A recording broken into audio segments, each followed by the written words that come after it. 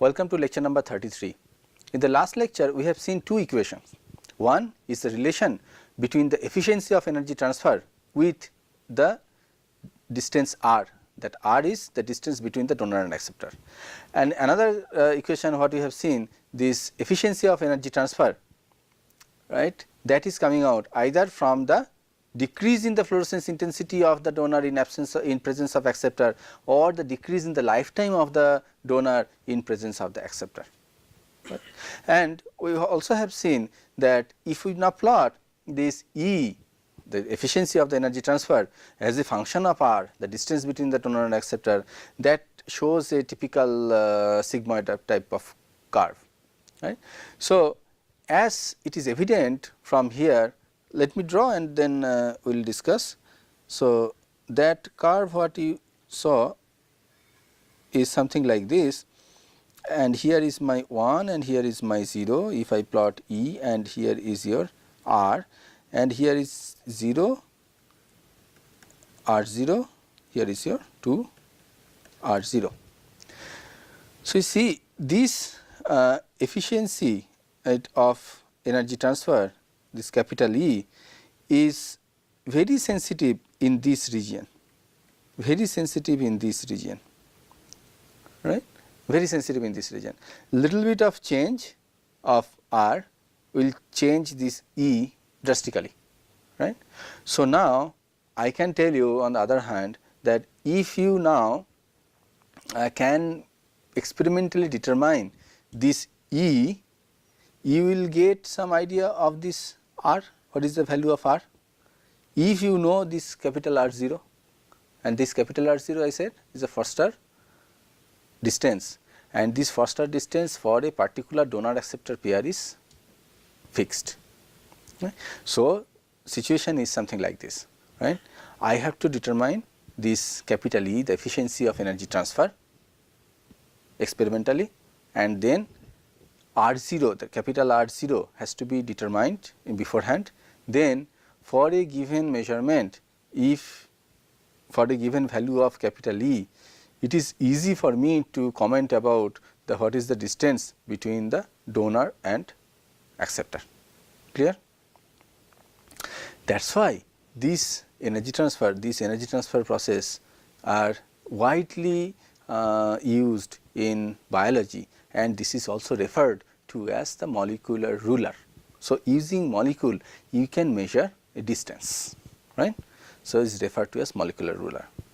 Also, one thing I should mention over here, that this is energy transfer, that is for sure, as we are discussing from the last two lectures, and this energy transfer is possible only when the emission of the donor is in resonance with the absorption of this acceptor.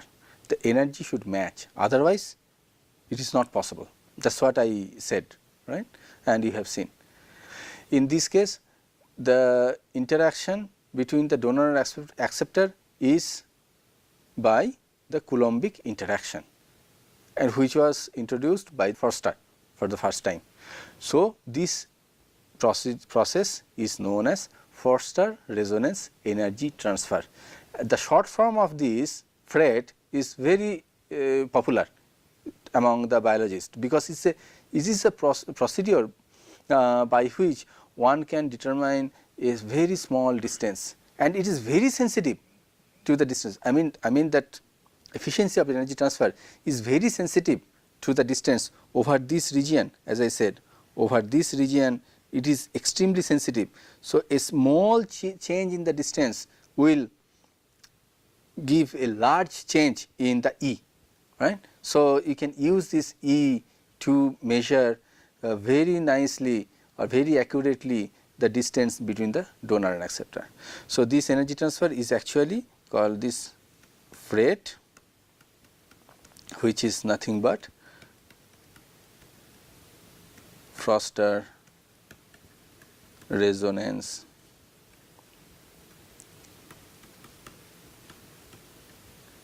energy transfer, and as I said earlier that this E can be measured experimentally. So, this is equal to 1 over I dA. What is IDA? Intensity of donor in presence of acceptor divided by ID, which is again same as 1 minus tau dA divided by tau d, again same lifetime of the donor in presence of acceptor and lifetime of the donor, this tau d is lifetime of donor in absence of acceptor, right. So, you can determine this, and I also told you that this is equal to k E t divided by tau d inverse plus k E t. So, I can simply equate this with this, right. So, if you do so, what you will going to get ultimately is k E t is equal to 1 over tau dA minus 1 over tau d, right. Just after simplification. So, the result will come like this way, right.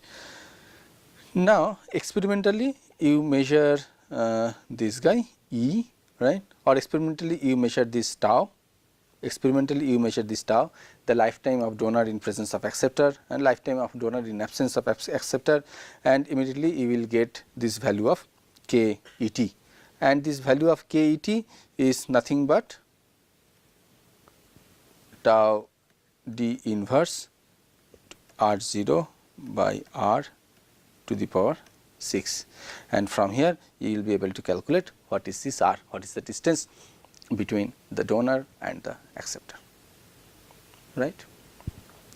Now, being said all those things, right, this is a theory, nice theory by Foster, somebody has to prove it that yes, really it is working, that once I change the distance between the donor and acceptor, the efficiency is really changing like that way, that is in the order of to the power 6, remember that r to the power 6.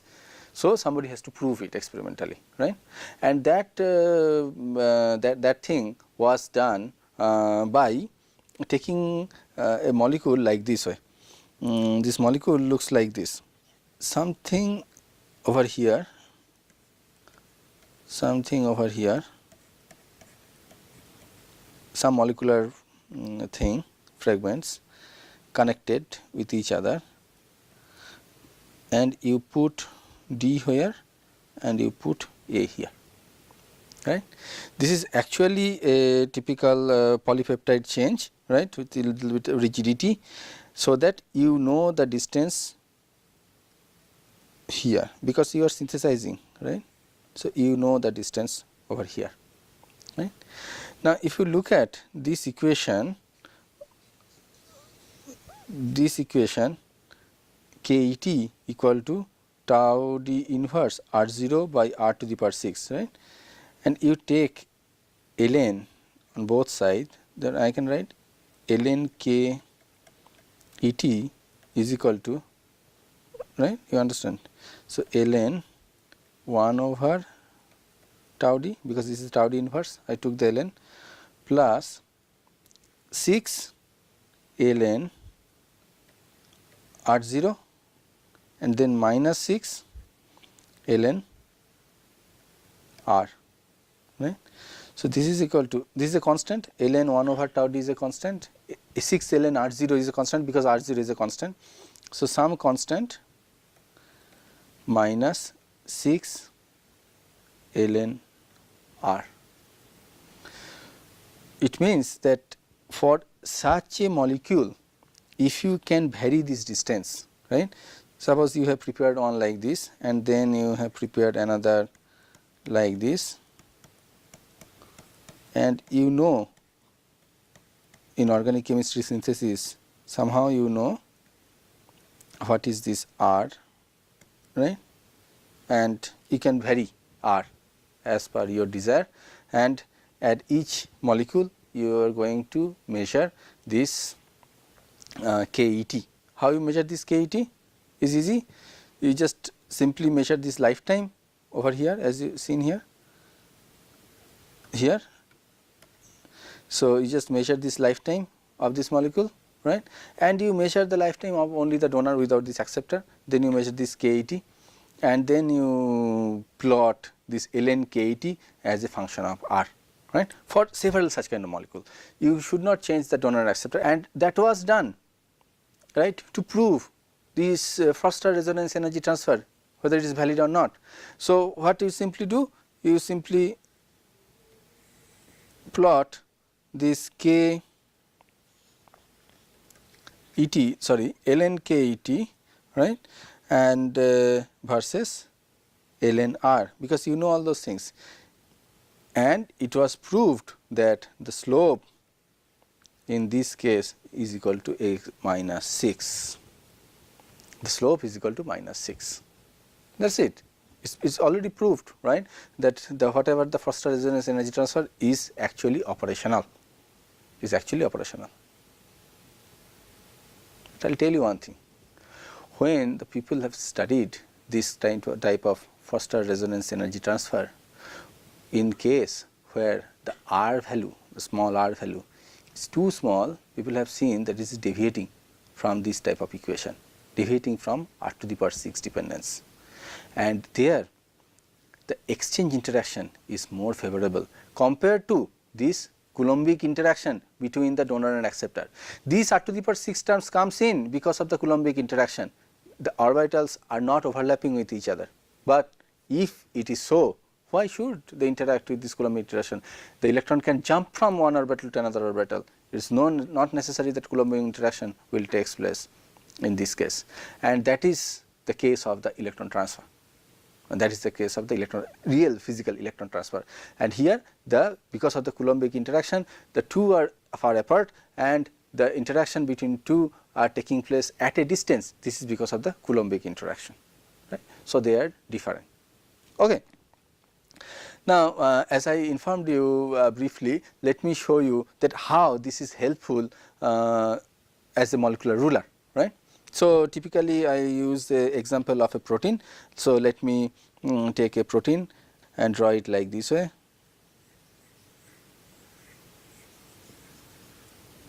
Like this way, and somehow you have some mechanism to label this protein with a donor and the acceptor. How, that is a different story, and I am not going to discuss that in this lecture, but it is possible. So, let us assume that you have attached one donor at this location and somehow you have attached another acceptor at this location.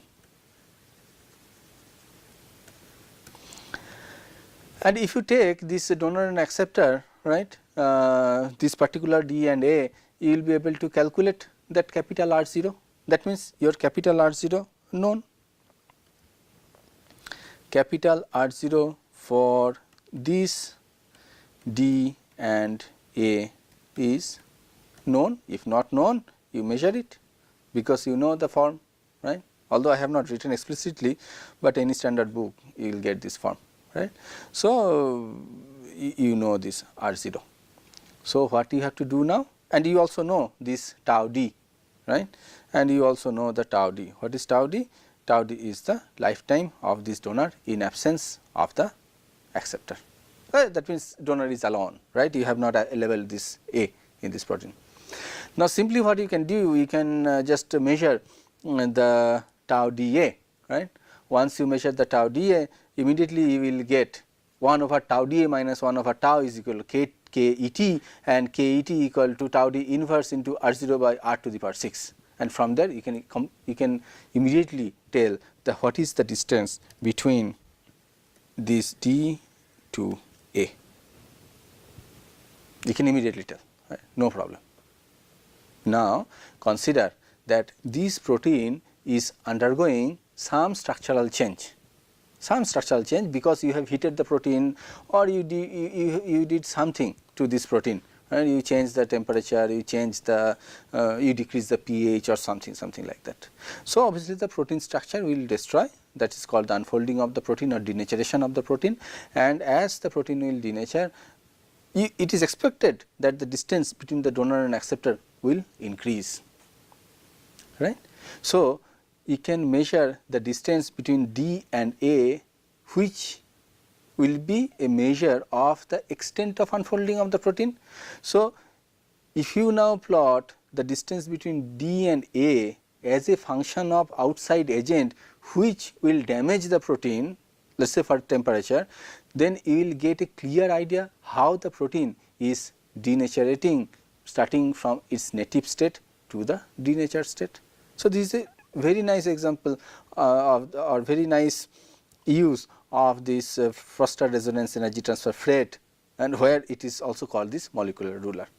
But here you notice one thing. During the calculation of this capital R0, I said the value of kappa square is equal to 2 by 3, and I immediately took this 2 by 3 inside my constant, so that capital R0 is a constant. But do you really think that once this donor is attached to a part of a protein and then acceptor is also attached to another part of the protein, they could have random orientation? That means the relative orientation of the donor compared to the acceptor could be anything? It is not possible. That means probably it is not possible to use the value of kappa square equal to 2 by 3, and in the last few decades people are actually trying to understand that what is the specific role of this relative orientation when we will going to use this rate in biomolecular system. Okay. Suppose you have labeled some protein with only donor and some protein with only acceptor and some protein with both the donor and acceptor. So, this is the typical case of incomplete labeling. So, in case of incomplete labeling, what happen is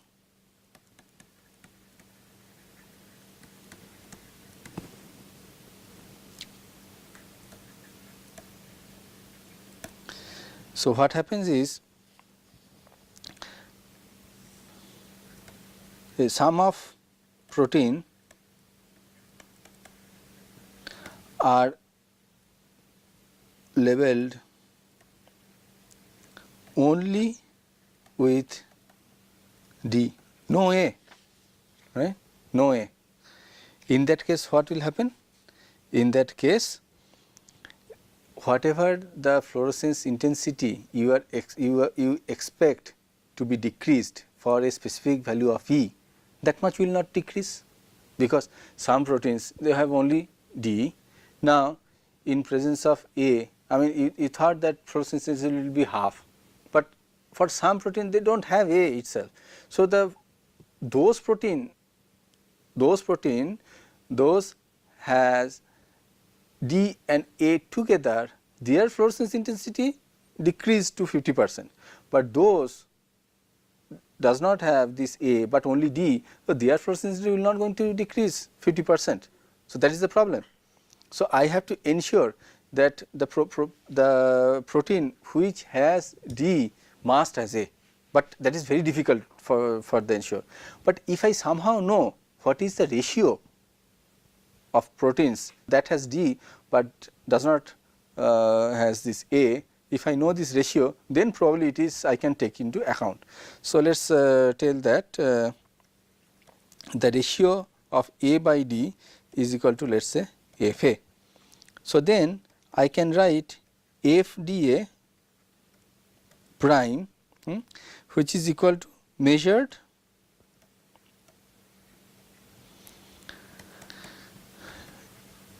intensity in presence of acceptor, which should be equal to F dA minus the quantity of fluorescence intensity originated from those protein which has only the donor, not acceptor, right. So, that is F D, that is my original fluorescence intensity, multiplied by 1 minus that factor Fa. So, if I know this Fa, then only I can write this, right. So, and F D prime should be equal to FD into FA, that is it. So, that efficiency of energy transfer should be written as 1 minus FD A prime by FD prime, right. I do not measure FDA prime, FD prime. What I measure is I measure FDA and FD, that is it. I do not know what is FDA prime, FD prime, but somehow if I know this FA, this quantity, then only it is possible for me. So, this can be written as 1 minus FDA minus FD to 1 minus FA divided by FD to FA, which is equal to 1 minus FDA by FD to 1 over FA. So, you see I get this efficiency in this form, right. So, if you measure this efficiency just by this FDA by FD, then that will be a wrong answer, right. So, you need to multiply with this factor 1 over FA in this case, right. Okay, so, let us finish over here and we will continue our discussion on the next class. Thank you very much.